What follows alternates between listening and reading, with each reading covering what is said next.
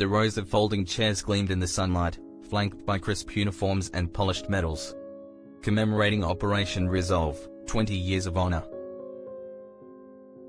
At the podium, a decorated officer stood tall, delivering a stirring tribute. Applause rolled through the crowd as medals were handed to surviving unit members and grieving families. Names were called.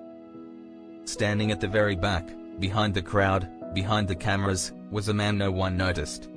John. He was older now, nearly 70. Not a trace of his former rank or role. His face was weathered by time and wind and memory, but his eyes still scanned like a soldier's. Alert. Respectful. And deeply still.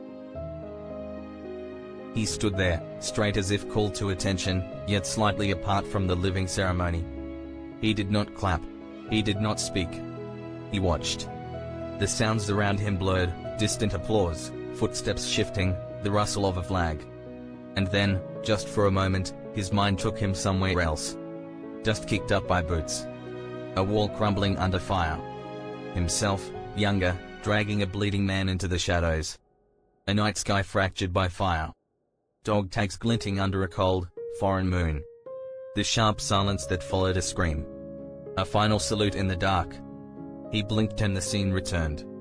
Another family now stood at the podium. A woman accepted a folded flag, her eyes distant. The officer's voice rang clearly, in honor of those who could not speak of where they were, or what they did. You are remembered. In the crowd, the woman holding the flag looked up, her eyes scanning. They found his. There was a flicker of something. Recognition? Connection? He remembered the paper they made him sign. The weight of it in his hands. The way the officer stared into him and said, "No one will ever know." He remembered his trembling fingers, his silence etched into official ink. The ceremony ended. A bugle played. People hugged. Photographs were taken. John turned and walked away. No one called his name. No one held a medal. No one thanked him. But on the edge of the memorial site, near the shade of a young tree, stood a small plaque. He paused. Read it with the care of someone touching a wound that never fully closed. For those who were there, and couldn't say so. His hand brushed over the inscription. A tear slid down, and he let it. They told us we were ghosts.